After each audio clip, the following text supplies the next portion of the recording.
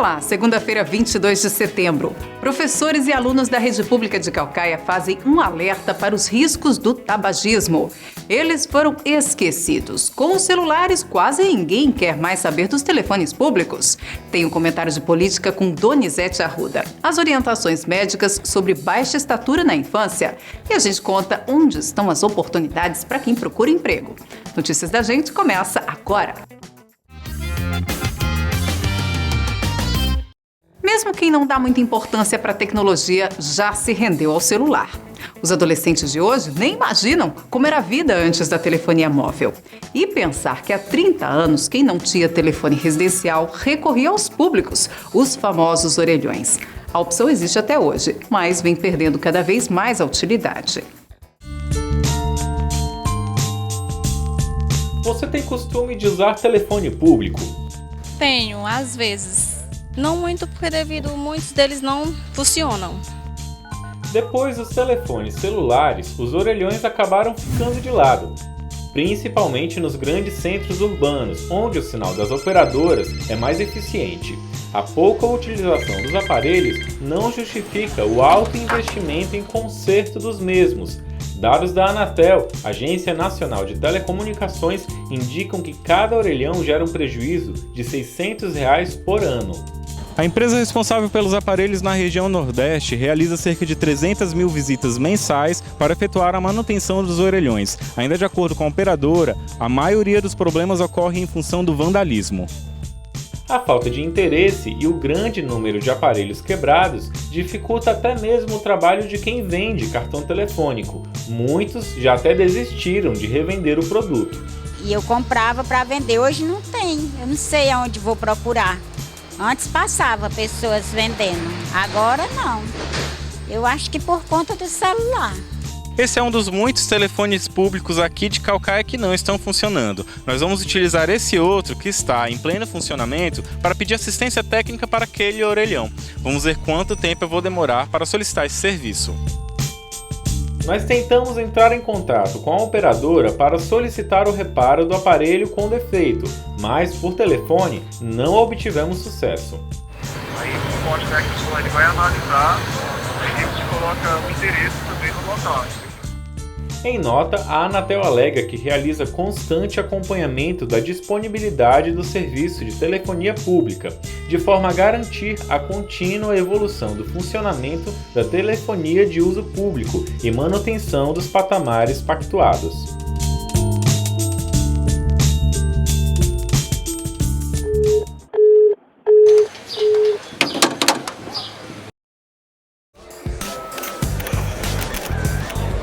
Bastidores da política.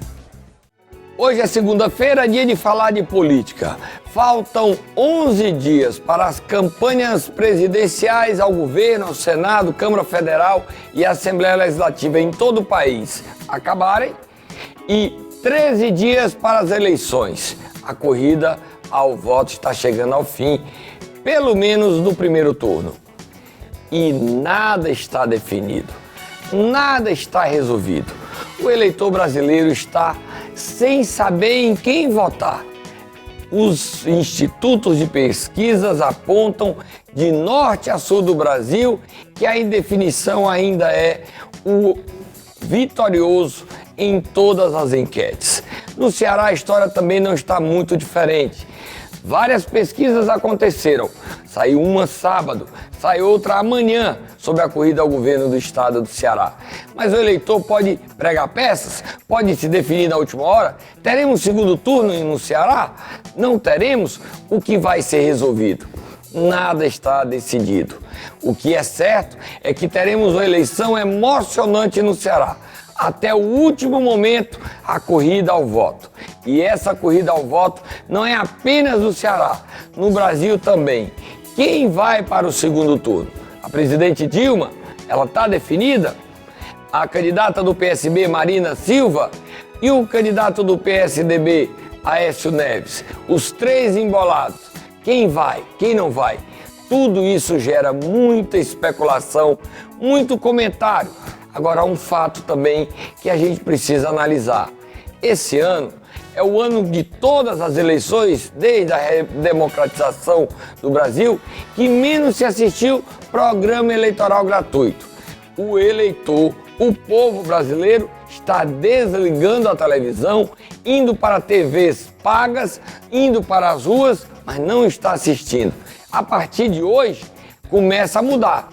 São os últimos programas. Tem programa hoje, 22, 24, 26, aí depois mais 2 programas. Quer dizer, está chegando ao fim mesmo a corrida ao voto. Um outro assunto que merece a nossa atenção. Tão logo terminem as eleições, a Câmara Municipal de Caucaia, juntamente com a Assembleia Legislativa do Ceará, o prefeito de Caucaia, Washington Góes, a população de Caucaia e a população cearense e o governador eleito, escolhido pelo povo, deverão se reunir, se organizar e começarem urgentemente, com rapidez, um movimento para pressionar a Petrobras a manter em seu planejamento a refinaria de petróleo aqui em Caucaia. Com as denúncias que afetam a empresa, com o endividamento da Petrobras chegando a 300 bilhões de reais, dificilmente a Petrobras, apesar do terreno existir, apesar das obras já terem iniciado, manterá o calendário para entregar a refinaria em 2017. E esse provável adiamento atrapalha os planos do desenvolvimento de Caucaia, dificulta o sonho do cearense de ter uma refinaria. E para manter o cronograma original de uma refinaria cearense no ano de 2017, só com mobilização. O Ceará não tem culpa de nada desse escândalo na Petrobras. Queremos apenas que a Petrobras honre seus compromissos e mantenha a refinaria. Aqui tem trabalho. Professores e alunos da Rede Pública de Caucaia fazem um alerta para os riscos do tabagismo. A discussão sobre os efeitos nocivos para os fumantes começou em sala de aula. A intenção é que agora os estudantes sejam multiplicadores de hábitos saudáveis, dentro de casa e com os amigos. Dados divulgados no primeiro semestre deste ano pela pesquisa Comportamento de Risco entre Jovens Brasileiros revela que meninos e meninas começam a fumar cada vez mais cedo. A gente tem estatísticas que indicam que a recusa em adolescentes é muito pequena com relação à oferta pelas drogas, né? Então, um adolescente ele geralmente tem dificuldade de dizer não. Isso por influência dos amigos, pelas rodinhas de amigos, né? Então, assim, acaba que a nossa cultura, ela favorece muito isso. Para tentar prevenir o tabagismo precoce, a Prefeitura de Caucaia realizou palestras contra o tabagismo em escolas do bairro Nova Metrópole. Na oportunidade, crianças e adolescentes realizaram uma caminhada contra o tabagismo. Eu tenho acompanhado assim, na minha própria casa, né? A gente tá numa luta eu acho interessante a iniciativa da escola tá alertando assim. Todo mundo sabe que pode matar, né? Mas ninguém lembra. O engraçado é isso, que a gente não lembra às vezes, né? Por causa das substâncias que tem nele, muita substância que tem nele tóxica que pode matar as pessoas. A educação na escola contra o tabagismo é importante, mas é em casa o primeiro aprendizado. A maior fonte de informação é o exemplo dentro de casa. Então, acho que os pais eles podem participar dessa forma, informando e eles mesmos, aqueles que já sofrem com esse tipo de adoecimento que é o tabagismo, que eles também procurem tratamento e procurem ajuda para poder também, de certa forma, evitar que os seus filhos venham a adquirir o mesmo problema.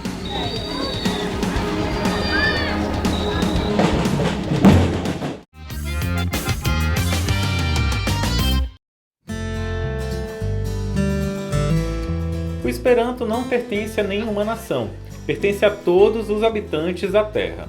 A ideia da língua criada pelo polonês Lázaro Mazenioff carrega também um forte teor ideológico. Uma vez que o Esperanto não é propriedade de nenhuma nação, não se pode monopolizá-la.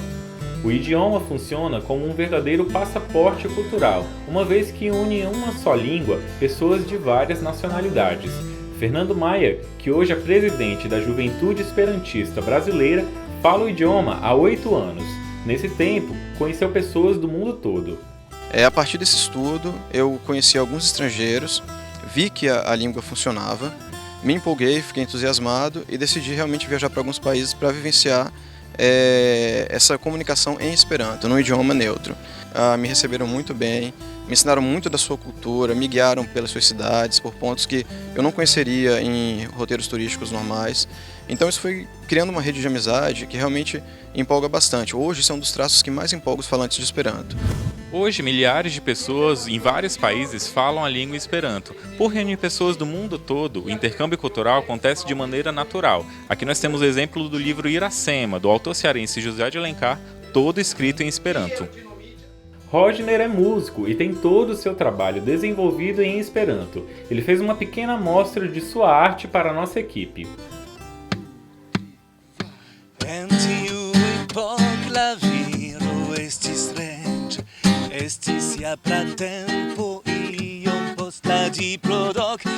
Foi uma experiência muito boa, é uma oportunidade legal, é uma língua que serve muito bem para música.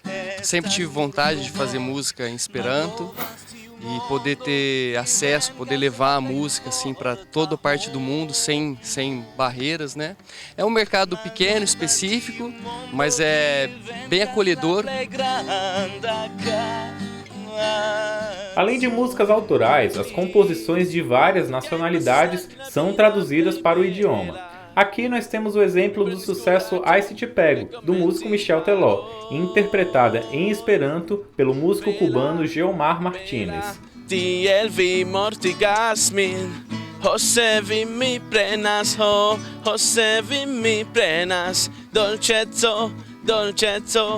Para quem se interessou, em Fortaleza existem alguns cursos que ensinam o idioma.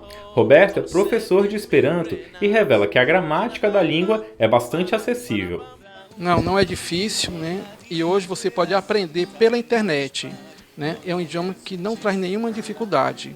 Com um pouco de boa vontade, você consegue facilmente já compreender as letras, as palavras, e logo você está conversando em Esperanto com pessoas de vários países.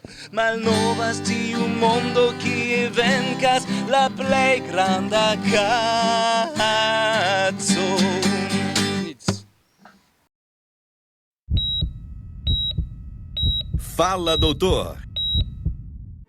A baixa estatura em crianças e adolescentes pode ter relação com problemas hormonais.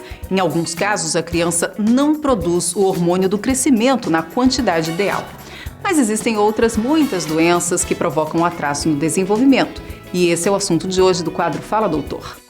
Olá, Juliana. Hoje nós estamos aqui novamente com o Dr. Glauber Rocha, médico endocrinologista, e hoje ele vai tirar dúvidas sobre baixa estatura, que atinge só crianças, né, doutor, como realmente fala, e geralmente é saudável, né?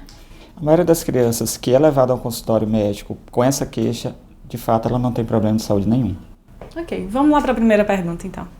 Quando posso suspeitar que há algo de errado com o crescimento do meu filho? A forma mais adequada de perceber isso, de reconhecer, é sem dúvida uma avaliação médica regular, a medição da altura da criança no consultório médico, e o médico em si vai ter a capacidade de dizer se aquele crescimento está adequado ou não dentro de um padrão familiar. Dr. Glauber, alguns pais que estejam descontentes com a altura do filho, com a baixa estatura, tem algum tratamento para essas crianças crescerem? Sim. A primeira coisa é saber por que o seu filho não está crescendo. Será que ele não está crescendo mesmo dentro de um padrão familiar? Porque muitos pais criam uma expectativa e geram uma expectativa na criança de que ela tem que ser alta como o coleguinha da escola, que está crescendo muito mais. Então, assim, a gente tem que lembrar, cada pessoa nasce com uma genética, vem de um padrão de herança que tem uma estatura-alvo pré-determinada. Na verdade, a gente pode, ao longo da vida, a criança pode perder potencial. Já ganhar além do que ela teria é menos provável. Bom dia, eu gostaria de saber qual a fase principal para observar o crescimento do filho.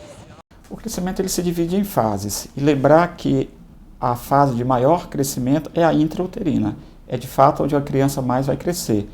e uma gravidez adequada, com alimentação adequada, menor estresse, não fumar, evitar bebidas alcoólicas, sem dúvida vai ajudar no crescimento futuro.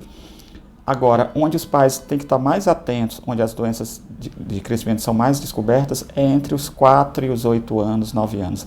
É aí que a gente consegue flagrar doenças que, se tratadas adequadamente, podem ser corrigidas e levar a que não se tenha uma perda muito grande de estatura final. Quais os problemas que podem afetar a estatura de uma criança?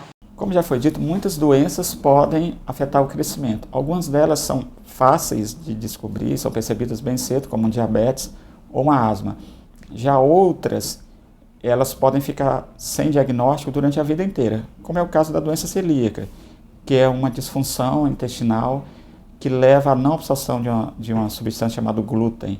Então, a doença celíaca pode levar a baixa estatura e, em grande parte das vezes, não é diagnosticada. E o distúrbio dos hormônios também, hormônios da tireoide, hormônio do crescimento, que podem estar alterados, esses precisam de uma avaliação mais especializada para ser descoberto. Dr. Glauber, a prática de alguns esportes também ajuda no crescimento das crianças, né? Sem dúvida. Tá? A gente sempre indica algum esporte, vôlei, natação, basquete, mas na verdade qualquer esporte, qualquer atividade física, até correr, brincar de amarelinha, bater bola no meio da rua, tudo isso ajuda. Na verdade, o exercício físico em si libera hormônios, ajuda no funcionamento melhor do organismo e estimula o crescimento. Hoje em dia é muito comum as crianças ficarem muito paradas em casa, não é isso? Jogando videogame no computador. Game, computador, TV. E isso, sem dúvida, é um fator que está prejudicando o crescimento das nossas crianças. Ok, vamos conferir a última pergunta. Quais são os alimentos que não pode faltar na fase de crescimento? Uma alimentação saudável é importante nas várias fases da vida e na fase de crescimento mais ainda. Então, frutas, vegetais, carnes, leite, ovos, sem dúvida são alimentos que não podem faltar na mesa de uma criança em crescimento. Dr. Glauber, é mais fácil até a gente falar do que não pode ser consumido, né? Sem dúvida. Enlatados, fast foods. Refrigerantes, alimentos ricos em corante, tudo isso que é o que se consome hoje em dia, na verdade. É isso mesmo. Obrigada, Dr. Glauber, pela sua participação. Até a próxima. Até a próxima. Emprego Aqui. O município de Pacatuba abriu 344 vagas para profissionais de nível fundamental, médio e superior. A remuneração pode chegar a R$ 3.546. Os candidatos podem fazer inscrição pelo site www.cetred.com.br e a prova vai ser no dia 2 de novembro. Fique por dentro. A dica de utilidade pública de hoje é o telefone da rodoviária Engenheiro João Tomé, 3230 1111. Anote também o número da Polícia Militar, 3342 1234. A gente se despede por aqui, mas amanhã tem mais informação e novidades para você. Lembrando que para rever as reportagens é só visitar a fanpage Notícias da Gente no Facebook. Um ótimo início de semana para você. Até mais!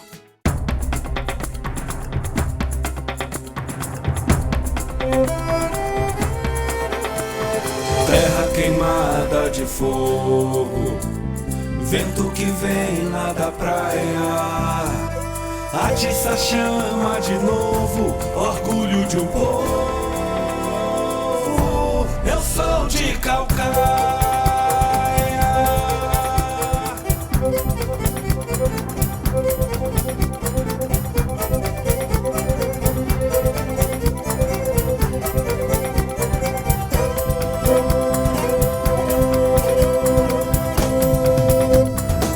Eu sou do mar, sou da serra, sou fruto da terra, também sou sertão.